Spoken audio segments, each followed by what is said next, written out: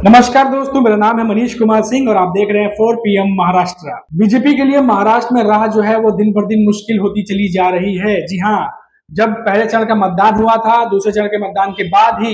ये बात सामने आने लगी थी कि इस बार महाराष्ट्र में बीजेपी के लिए राह आसान नहीं है। और जो सीटें वो सोच रहे थे कि 48 से 45 सीटें जो है वो जीत करके सत्ता में वापस आएंगे,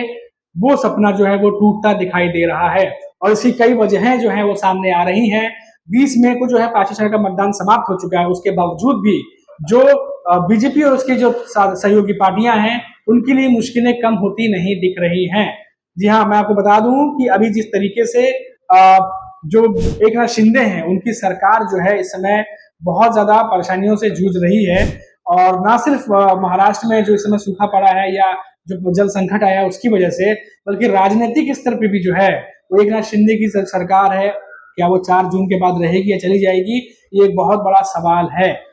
जी हाँ, क्योंकि इसमें 2 चीजें जो है मैं स्पष्ट कर देना चाहता हूँ। पहली ये कि एकनाथ शिंदे जो है वो बीजेपी और अजित पवार के अलायंस पार्टी के साथ जो है उनकी सरकार महाराष्ट्र में बनी हुई है, लेकिन अब तीनों ही के बीच में सब कुछ ठीक नजर नहीं आ रहा है।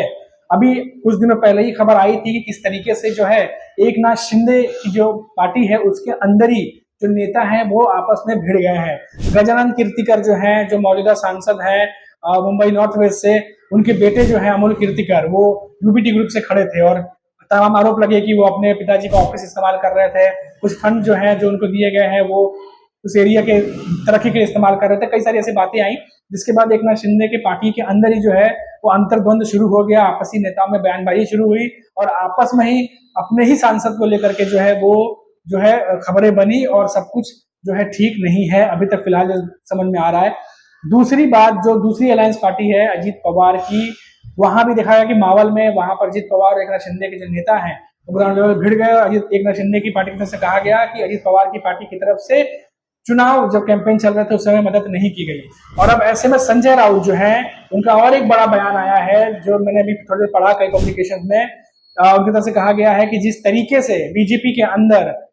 जो अंतरकलह चल रहा है, जो सब कुछ भी ठीक नहीं है।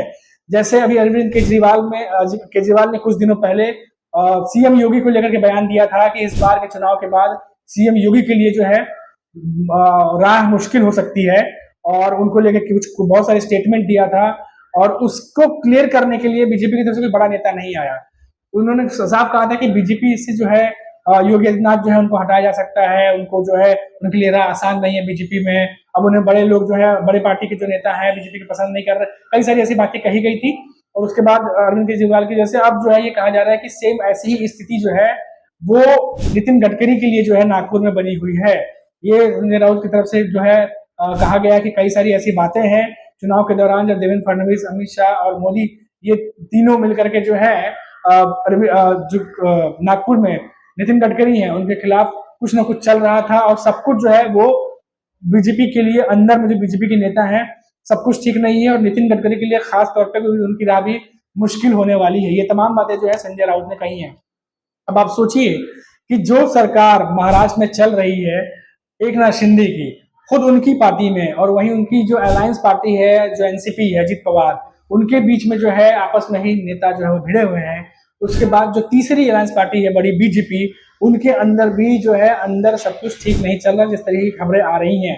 क्या इन्हीं सब चीज का जो प्रेशर है वो देश के प्रधानमंत्री नरेंद्र मोदी और बीजेपी पे पड़ रहा है, जिसके बाद जो तमाम रैलियां देश के प्रधानमंत्री नरेंद्र मोदी कर रहे हैं, उनके भाषण आपने सुने होंगे, कई सारे ऐसे भाषण स्टेटमेंट उन्होंने दिए हैं जो उनकी पर्सनैलिटी को कह सकते हैं सूट नहीं कर रहा और वो वायरल हो रहे हैं और कई बार लोगों की उससे प्रतिक्रिया भी आ रही है। और जो जानकार हैं, जो सीनियर जर्नलिस्ट है, जो एनालिसिस करते हैं पॉलिटिक्स की,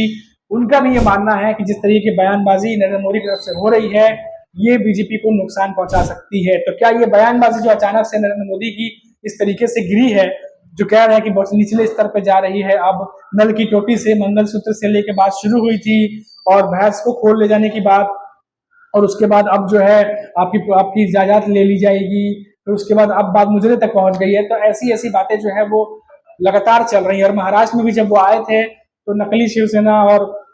असली शिवसेना, नकली एनसीपी और असली एनसीपी किए थे, उन्होंने अपने स्टेटमेंट में बोला था नकली संतान तक की बात कर डाली थी, जिसके बाद यहाँ की महाराष्ट्र की राजनीति गर्मा गई थी। कई सारे नेताओं को बात पसंद भी नहीं आई थी और कई लोग भी थे महाराष्ट्र के जो तमाम रिपोर्ट्स में हमने देखी, वीडियोज में हमने रिएक्शन दिया, जो इस बात से बिल्कुल भी नाराज दिखाई दे रहे थे।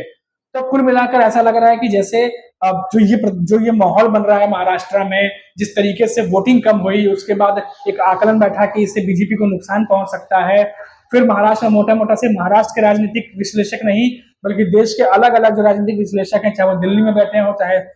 साउथ में बैठे हो, सबका ये मानना है कि महाराष्ट्र में बीजेपी को भारी नुकसान जो है सीटों के मामले होने जा रहा है। और इसके बाद भी जो बीजेपी है और उसकी जो अलायंस पार्टी है, उनके अंदर से भी इस तरह की खबरें आ रही हैं कि सब कुछ ठीक नहीं है पार्टी के अंदर और काफी कुछ चल रहा है। और ऐसे में 4 जून नजदीक नहीं है, जब जिस दिन जो है रिजल्ट आने शुरू होंगे, रुझान आने शुरू होंगे, और ऐसे में क्या अब नरेंद्र मोदी प्रेशर में आ गए हैं, बीजेपी प्रेशर में आ गई है, जिसकी वजह से जो उनके भाषण है वो इस तरीके से दिखाई दे रहे हैं कि तमाम न्यूज पब्लिकेशंस में और हमने देखा कुछ चैनल्स में भी दिखा रहे हैं कि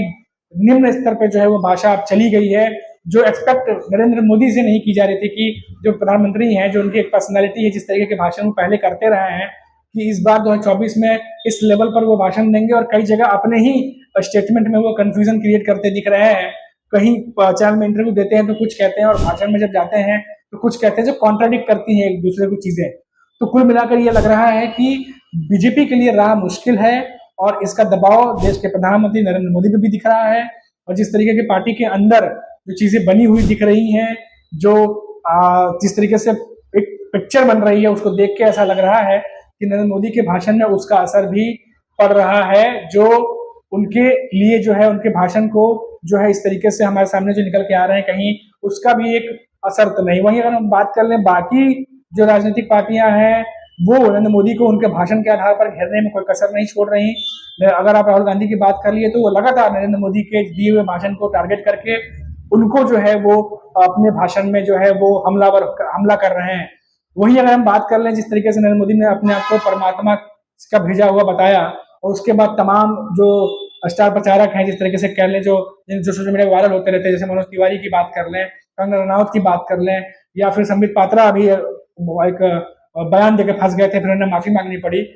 कंगना रनौत और ये बाकी लोग जो है वो पूरी तरीके से जो है नरेंद्र मोदी की एक अलग इमेज बनाने में लगे हुए हैं और उन्हें जो है एक भगवान का दर्जा दे करके एक अलग ही रोल में पोर्ट्रे करना चाह रहे हैं। लेकिन ये तमाम जो तस्वीर बनाने की कोशिश है, क्या ग्राउंड लेवल पे पब्लिक की अगर पॉइंट ऑफ व्यू से देखिए, नजरिए से देखिए, तो कितना हजम कर पा रही है पब्लिक, ये तो चुनाव का रिजल्ट बताएगा कि जो बयानबाजी हो रही है, जो उनकी अलग इमेज बनाने की कोशिश है, क्या इस पे वाकई में पब्लिक को कुछ असर पड़ रहा है, या मुद्दों से जो मेन मुद्दे हैं उससे हटकर ये बातें हो रही हैं, ये क्या नुकसान करेंगे बीजेपी को। अब तो बहुत देर हो चुकी है फिलहाल, लेकिन ये सब कुछ फैक्टर जो है वो काम आने वाला है अपोजिशन के, क्योंकि बीजेपी कहीं ना कहीं अपने ही जो है लग रहा है कि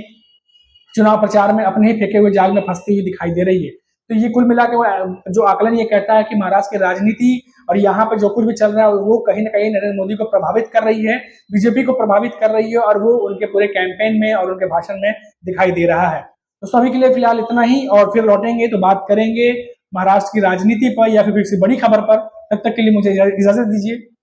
नमस्कार।